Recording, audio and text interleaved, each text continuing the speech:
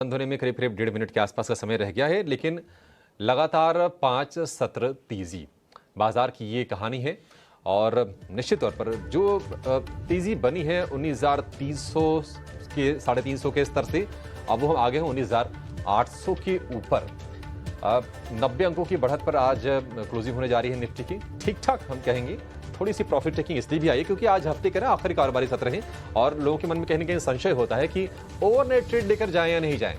कई बार रिस्क बहुत सारे होते हैं, डॉलर इंडेक्स को लेकर रिस्क होता है, क्रूड को लेकर रिस्क होता है, जियोपॉलिटिकल टेंशन का रिस्क होता है, तो ये कहीं कहीं स्ट्रेटजी थोड़ी ठीक भी होती है। निफ्टी बैंक करीब 290 अंकों पर 45,200 के आसपास की क्लोजिंग होने जा रही है।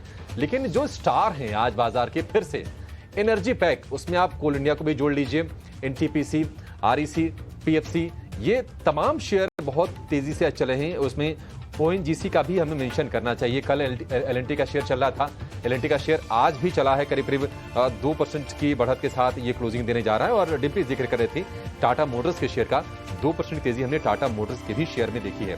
बाजार की मजबूती का, स्ट्रेंथ का अंदाजा इस बात से लगाइए, आज भी हालांकि पलड़ा भारी है तेजी के खिलाड़ियों का।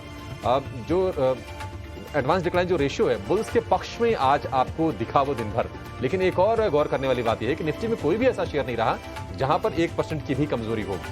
आयशर मोटर सबसे ज्यादा कमजोर रहा, आज 0.9% के आसपास की गिरावट हमने इस शेयर में देखी है। लेकिन अगर हम फ्यूचर्स की लिस्ट उठा के देखेंगे तो आपको सरप्राइज होगा, पीएफसी का आरईसी का मूव देखकर 10%, 13% ये दोनों शेयर चले हैं। हैवेल्स में अच्छी रिपोर्ट आई थी और ये 52 हफ्ते की ऊंचाई पर यह शेयर ट्रेड करा, 6% ऊपर जाकर ही बंद हुआ। हमने सुबह के सत्र में यह हाईलाइट कराया था। बीएचईएल भी हमने हाईलाइट किया था, 5% ऊपर ये शेयर है, 140 के आसपास अब ये ट्रेड करा बीएचईएल का शेयर। चोला इन्वेस्टमेंट लगातार इस पर हमने अपने एक्सपर्ट्स के माध्यम से व्यू लिया आपके लिए।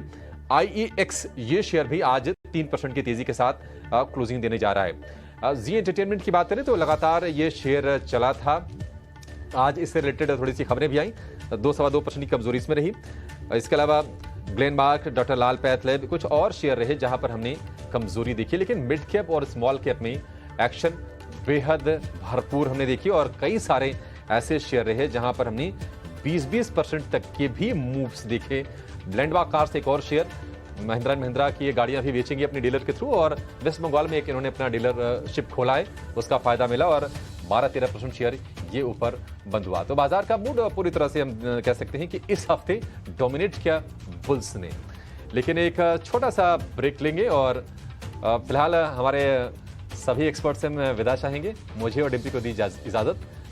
डिम्पी इसके बाद मनीष हमारे साथ लेकर आएंगे अगले हफ्ते की तैयारी। नमस्कार।